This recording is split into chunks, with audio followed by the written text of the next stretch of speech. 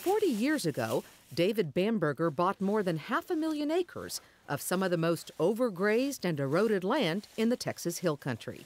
I was looking for the absolute most abused ranch I could find, and I was just enthused when the soil conservation technician told me, "Bamberger, you just bought the worst ranch in Blanco County."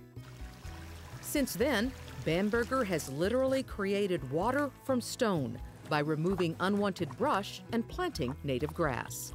Without a grass system that has roots down into the earth, when that rain falls, it washes off. And if it falls on the grass, you've got miles of root systems, and that water can now penetrate down in. 2.5 years after we began this habitat restoration, we started to find little sepia places showing up on the sides of these hills. We ended up with 2 creeks that run, tanks and lakes like this, over 23 of them.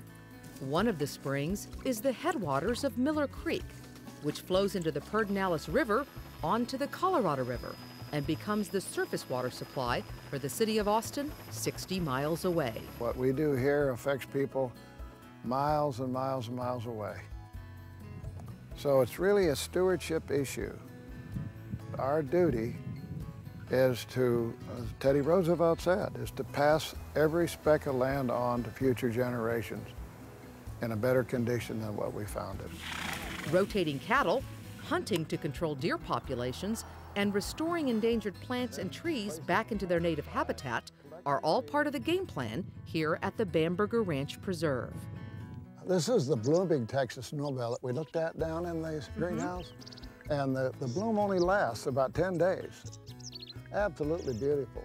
But Bamberger goes beyond just the plan. In 1997, he built his own chiroptorium, or bat cave. Chiroptera is the order for bats.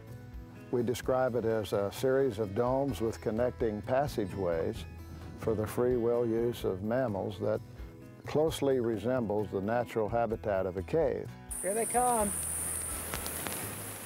12 years later, 7,000 feet of rebar and metal is now covered with earth and is home to nearly 200,000 insect-eating bats, saving thousands of dollars in crop devastation. The guano left behind also brings an income in the form of high-dollar fertilizer. Build it and they will come. But all the work accomplished on the ranch wouldn't mean as much if it couldn't be used as a teaching tool for others.